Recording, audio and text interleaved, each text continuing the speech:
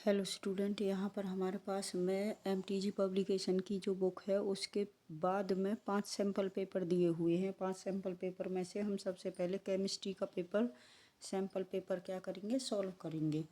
यहाँ पर आपके पास में प्रैक्टिस सेट पेपर नंबर 1 है। इसमें हम केमिस्ट्री वाले पोर्शन को क्या करेंगे, सॉल्व करेंगे। इसमें सबसे फर्स्ट क्वेश्चन दे रखा है, in the reaction 3MnO2 plus में 4Al 3Mn प्लस में 2Al2O3 the oxidising agent is.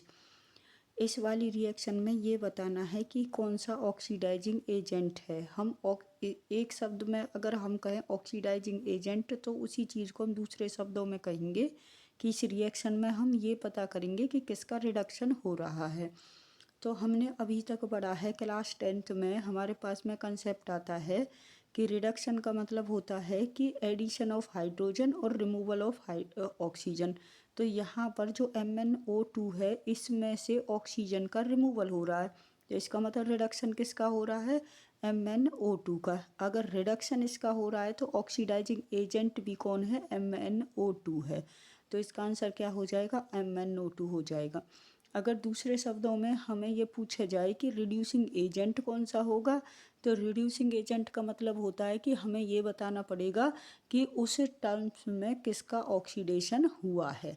तो ऑक्सीडाइजिंग एजेंट पूछे तो जिसका रिडक्शन हुआ है वो ढूंढना है, और रिड्यूसिंग एजेंट पूछे तो जिसका ऑक्सीडेशन हुआ है वो ढूंढना है। तो इसमें ऑक्सीडाइजिंग एजेंट पूछा, इसका मतलब जिसका रिडक्शन हुआ है, तो लॉस ऑफ ऑक्सीजन या एडिशन ऑफ हाइड्रोजन।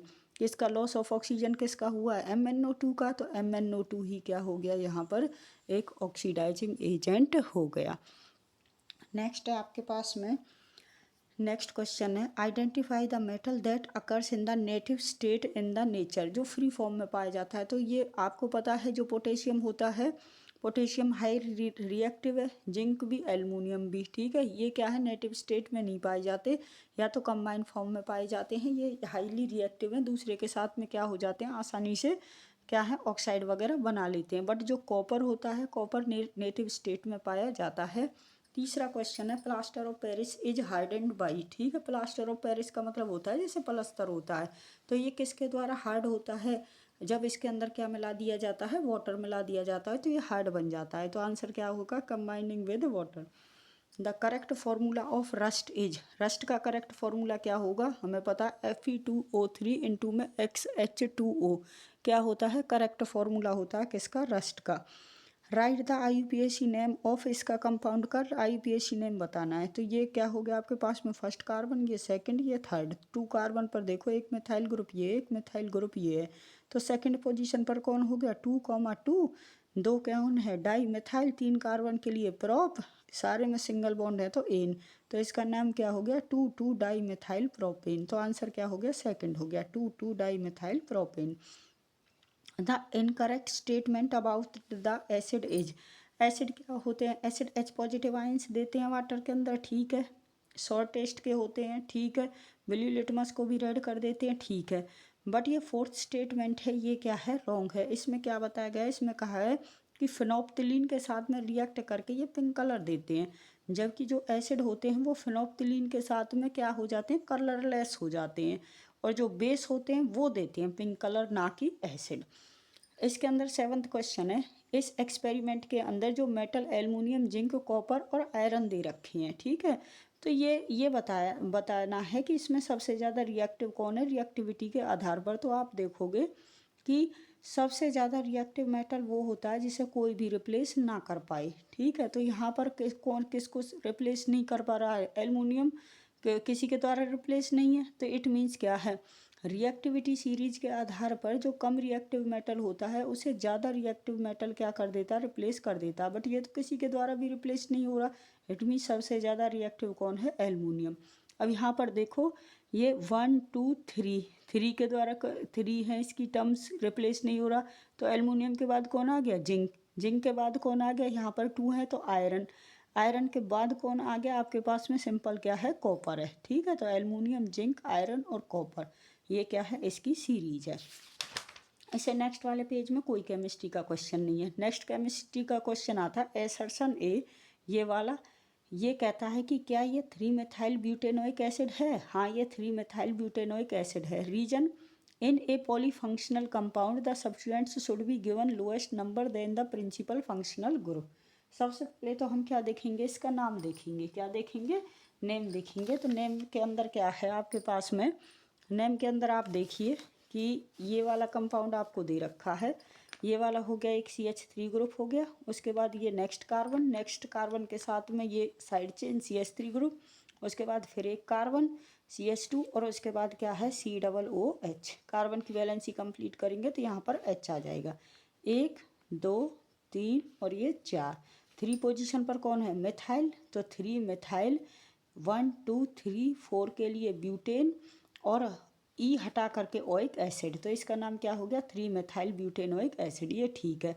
बट जो प्रिंसिपल फंक्शनल ग्रुप होता है उसे पहले लीस्ट नंबरिंग दी जाती है, ना कि इस सब्स्टिट्यूएंट्स को। ठीक है, तो इसका एसर्शन तो ठीक है, बट रीजन क्या है, गलत है। क्योंकि रीजन में कह रहा है ये कि जो सब्स्टिट्यूएंट्स होता है उसे लोएस्ट नंबर दिया जाता है as comparison to principal functional group, जबकि है इसका उल्टा। कौन किसको दिया जाएगा, पहले प्रिंसिपल फंक्शनल ग्रुप जो COOH है इसको लीस्ट नंबर दिया जाएगा, दूसरे वाले को क्या दिया जाएगा, उसके बाद कैसी भी नंबरिंग आओ।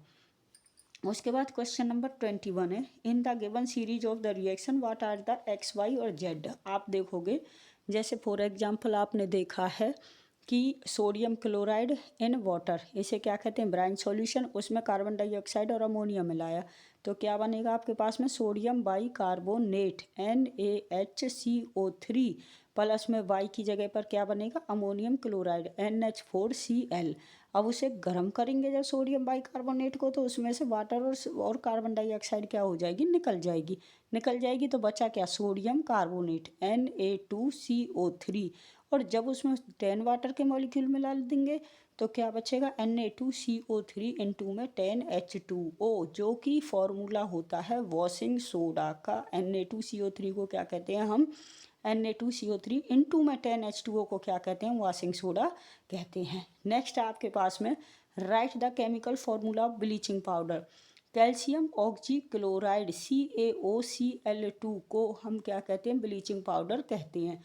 How is bleaching powder is prepared, जब कैल्शियम हाइड्रोक्साइड की CaOH के ट्वाइस की रिएक्शन क्लोरीन गैस के साथ में की जाती है तो उससे क्या बनता है आपके पास में, ब्लीचिंग पाउडर बनता है, जिसे हम क्या कहते हैं, कैल्शियम ऑक्सी क्लोराइड कहते हैं, जो कि आपका कलरलेस सिस्टम बनाने के काम आता है। जो ब्लीचिंग एजेंट भी यूज करते हैं जैसे कॉटन वगैरह को कलरलेस बनाने के लिए। ठीक है, क्वेश्चन नंबर 27 है, give 3 difference between the displacement and double displacement reaction. पहला हो जाएगा कि डिस्प्लेसमेंट और डबल डिस्प्लेसमेंट का एग्जाम्पल। दूसरा मोस्ट इम्पोर्टेंट डिफरेंस क्या होगा कि जो डिस्प्लेसमेंट रिएक्शन होती है इनके अंदर डिस्प्लेसमेंट होती है मेटल्स की, जबकि डबल डिस्प्लेसमेंट रिएक्शन के अंदर जो डिस्प्लेसमेंट होती है वो किसकी होती है, आयंस की होती है। ठीक है, तो इन चीज़ों को क्या करोगे आप, लर्न कर लोगे। नेक्स्ट है what are the covalent bond. Covalent bond क्या होते हैं, these are the those bond which are found by the mutual sharing of an electron between the 2 atom. 2 atom के बीच में जो bond mutual sharing of electron से बनते हैं उन्हें कोवेलेंट बॉन्ड कहते हैं। So their formation with the help of the electron dot structure of methane. Methane की इलेक्ट्रॉन डॉट स्ट्रक्चर बना करके दिखाइए किस प्रकार से कोवेलेंट बॉन्ड बना। Why are covalent compound generally poor conductor of electricity. ठीक है, सबसे पहले क्या है कोवेलेंट बॉन्ड जो मैंने आपको बता दिए। उसके बाद क्वेश्चन क्या बनता है, electron dot structure of methane. जब यहाँ पर हमें बताया गया मीथेन एक कार्बन, उसके साथ कितने हाइड्रोजन, इसकी वैलेंसी को कंप्लीट कीजिए। इसकी वैलेंसी कंप्लीट करेंगे तो 4 हाइड्रोजन लग जाएंगे। एक सिंगल बॉन्ड में कितने डॉट होते हैं, 2 डॉट होते हैं। इस तरीके से ये डॉट, इस तरीके से ये डॉट और इस तरीके से ये डॉट लग गई। अब यहाँ पर इसका हाइड्रोजन का डुप्लेट कंप्लीट, इसने एक शेयर किया, एक कार्बन का, एक शेयर किया एक कार्बन का, और कार्बन के 4 तो अपने बाहरी कोष में थे ही, 4 इसने 4 हाइड्रोजन से क्या कर लिए, शेयर कर लिए। इस तरीके से ये इलेक्ट्रॉन डॉट स्ट्रक्चर हमेशा ध्यान रखना है भाई। सिंगल बॉन्ड में कितने इलेक्ट्रॉन आते हैं, 2 इलेक्ट्रॉन। डबल बॉन्ड में कितने आते हैं 4 इलेक्ट्रॉन, और ट्रिपल बॉन्ड में कितने आते हैं आपके पास में 6 इलेक्ट्रॉन आते हैं। कभी भी इलेक्ट्रॉन डॉट स्ट्रक्चर बनाने की ज़रूरत पड़े तो आपको ये बातें क्या रहें, ध्यान रहें। नेक्स्ट आपके पास में why are covalent compound generally poor conductor of electricity. देखो भाई, इलेक्ट्रिसिटी का कंडक्शन किसकी वजह से होता है, मूवमेंट ऑफ आयंस, जबकि इनके अंदर क्या नहीं होते, आयंस प्रेजेंट ही नहीं होते, जिसकी वजह से ये पुअर कंडक्टर ऑफ इलेक्ट्रिसिटी होते हैं। ठीक है, नेक्स्ट क्वेश्चन है आपके पास में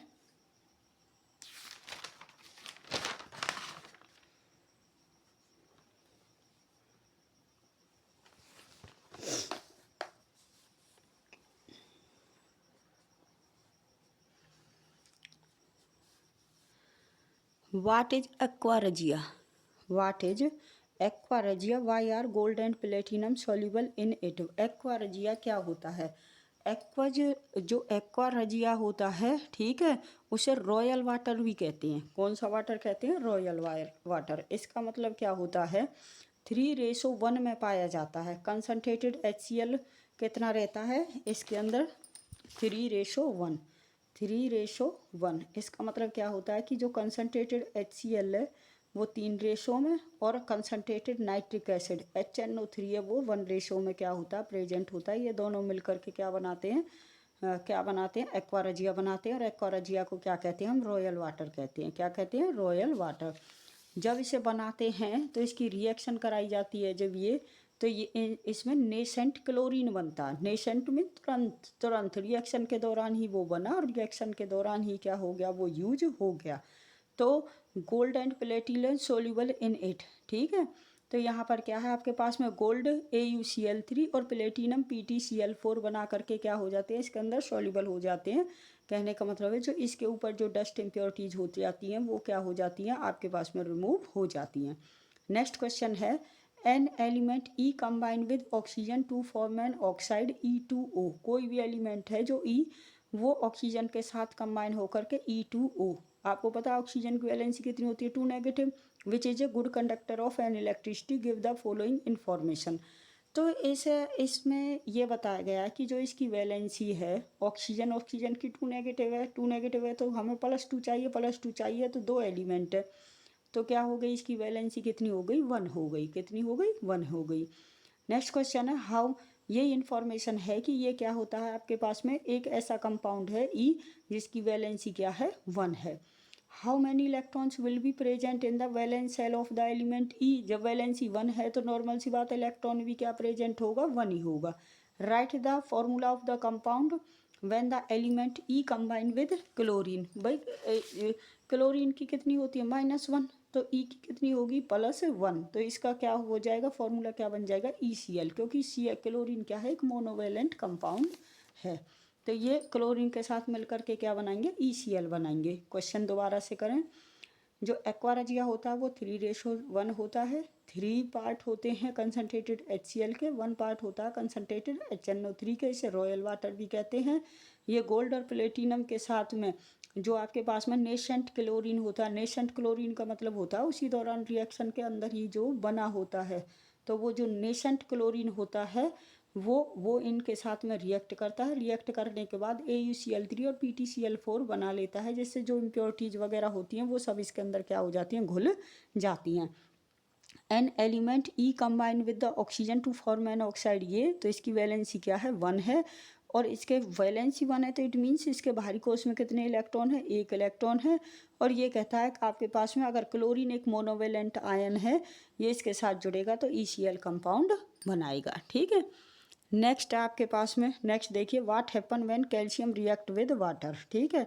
जो कैल्शियम रिएक्ट करता है वाटर के साथ तो आप सबको पता है कैल्शियम हाइड्रोक्साइड बनाता है।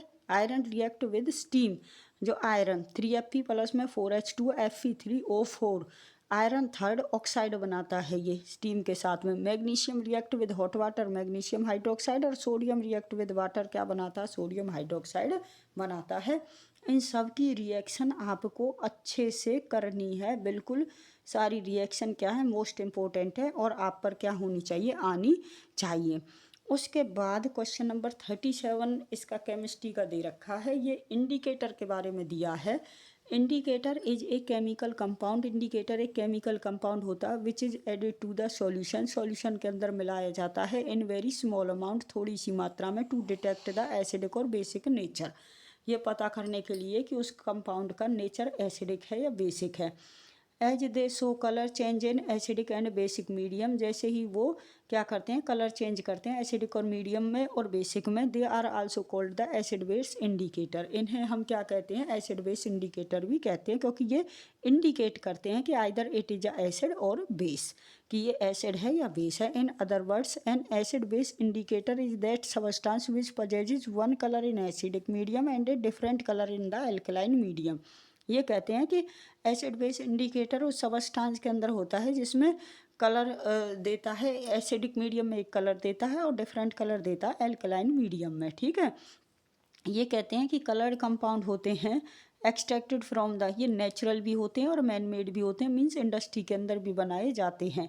एक कॉमन एसिड बेस इंडिकेटर है जैसे लिटमस हो गया, फिनोप्थिलीन हो गया, मिथाइल ऑरेंज हो गया, जब इन्हें हम ऐड करते हैं तो क्या होते हैं आपके पास में, ये कहते हैं कि और कुछ ऐसे होते हैं जैसे ऑल फैक्ट्री इंडिकेटर होते हैं जो स्मेल के आधार पर क्या करते हैं आपके पास में इंडिकेट करते हैं कि आइदर इट इज एसिड और बेस। ये कहते हैं why does a stain of curry on a white cloth becomes reddish brown when soap is curve on it, क्योंकि ये जब सॉप के साथ में रिएक्ट करते हैं, जो करी वाइट क्लॉथ पे पड़ती है तो वो कैसी होती है आपके पास में बेसिक मीडियम की होती है, जब सॉप के साथ में क्या करती है रिएक्ट करते हैं तो वो कैसे कलर के हो जाते हैं, रेड कलर के हो जाते हैं, ठीक है। सॉरी इसमें ये कहते हैं कि करी के अंदर क्या प्रेजेंट होता है, इसके अंदर प्रेजेंट होता है आपके पास में टर्मरिक, हल्दी प्रेजेंट होती है, ठीक है, जो कि एक एसिड बेस इंडिकेटर है। वो कैसे, जब सोप क्या है आपके पास में बेस है, जब ये बेस के साथ में रिएक्ट करेगी तो बेस के साथ में ये क्या देगी आपका रेड कलर दे देगी। What will you observe when methyl orange is added to the dilute है हाइड्रोक्लोरिक एसिड, क्या है आपके पास में मिथाइल ऑरेंज है, जब हम डाइल्यूट HCl के अंदर इसे मिलाएंगे, क्या है ये एसिड बेस इंडिकेटर है, जब इसे इसके अंदर मिलाएंगे किसी भी एसिड के अंदर तो इसका कलर कैसा हो जाएगा, रेड कलर में चेंज हो जाएगा। A drop of phenolphthalein is added to the solution of the lime water, lime water किसे कहते हैं आपके पास में कैल्शियम हाइड्रोक्साइड को कहते हैं, जो कि कैसे नेचर का होता है, बेसिक नेचर का होता है, और बेसिक नेचर का होने की वजह से वो फिनोप्थिलीन के साथ में मिलकर के कैसा कलर दे देता है, पिंक कलर दे देता है। एसिड के साथ में फिनोप्थिलीन कलरलेस रहते हैं और बेस के साथ में क्या देते हैं आपके पास में पिंक कलर देते हैं, और ये कैल्शियम हाइड्रोक्साइड, ये लाइम वाटर क्या होता है, कैसा होता है आपका बेसिक नेचर का होता है, तो बेसिक नेचर का रहेगा तो कैसा कलर देंगे, पिंक कलर देंगे। What are the olfactory indicator, olfactory indicators का मतलब होता है यहाँ सीधे सीधे दे रखा है जो स्मेल के आधार पर बताएं कि either it is a base और it is a acid. Name to substances which can be used as a olfactory indicator, onion होता है, वेनिला होता है, तो ये किसकी तरह यूज करते हैं, ऑल फैक्ट्री इंडिकेटर की तरह यूज में आते हैं। इस तरीके से आपका सबसे फर्स्ट वाला पोर्शन है हमारा, अब इसमें कुछ नहीं दे रखा है केमिस्ट्री का, ये हमारा फर्स्ट सैम्पल पेपर है जो हमारा क्या हो चुका है, सॉल्व हो चुका है।